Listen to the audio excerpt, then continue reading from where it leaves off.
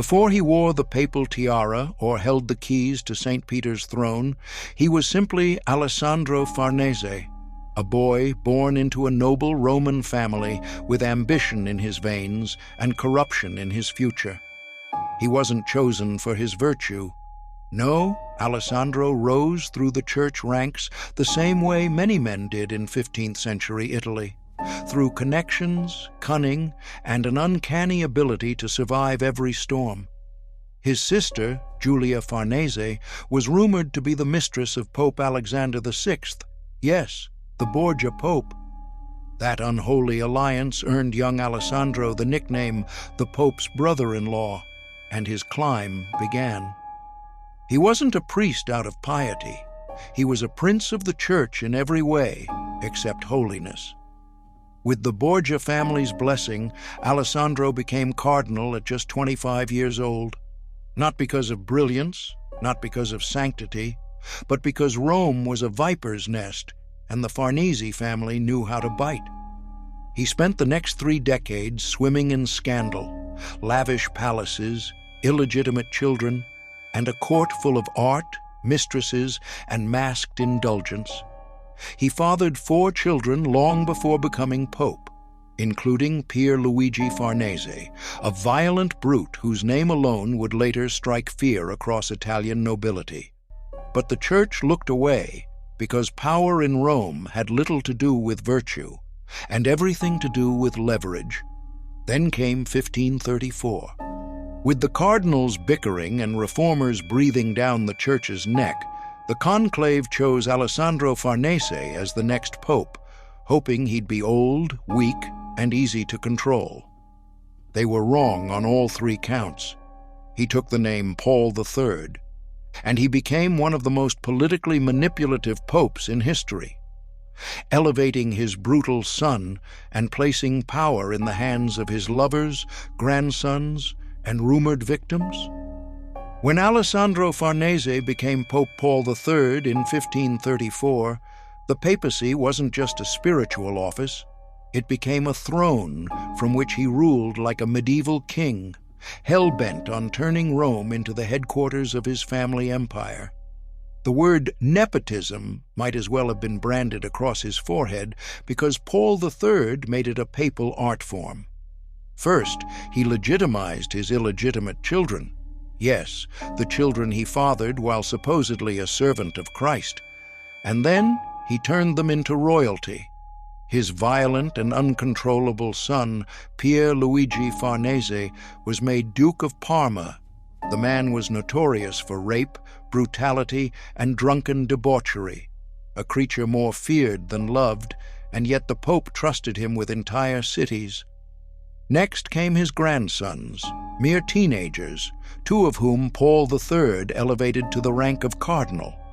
One of them, Cardinal Alessandro Farnese the younger, was just 14 years old. 14. And why? Because blood was thicker than canon law.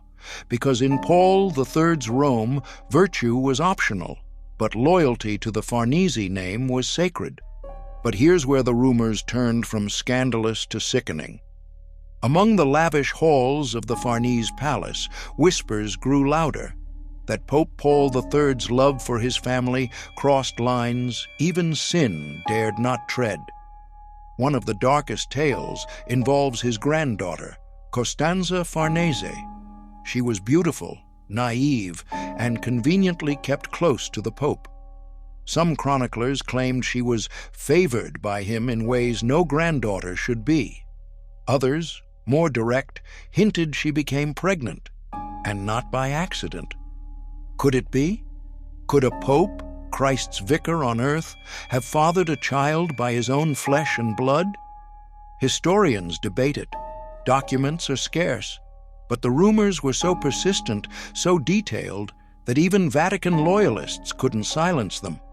The fact that Costanza bore a child, mysteriously fatherless, only fanned the flames. Paul III never denied it. He didn't have to. He was untouchable. Because in his court, sin was a weapon, and forgiveness was for the weak.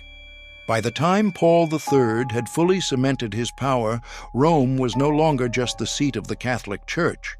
It was the stronghold of the Farnese dynasty. The line between pope and king vanished.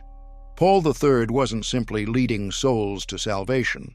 He was carving out territories, launching wars, silencing enemies, and building monuments that bore only one name: Farnese. Any priest who spoke against the Pope's indulgences disappeared. Any bishop who questioned the rise of child cardinals from the Farnese family found himself reassigned to some plague-ridden outpost or worse, found dead. Meanwhile, Paul III erected the Farnese Palace in Rome, a lavish fortress of marble and excess, built with church money and stained with the suffering of the poor. For all his cunning, Paul III failed to understand one simple truth. When you build your kingdom on corruption and fear, it's only a matter of time before the blade turns inward. That blade came for Pierluigi. His son, his pride and his monster, had finally crossed too many lines. Not even Paul's papal tiara could shield him forever. His crimes were no longer whispers. They were public atrocities.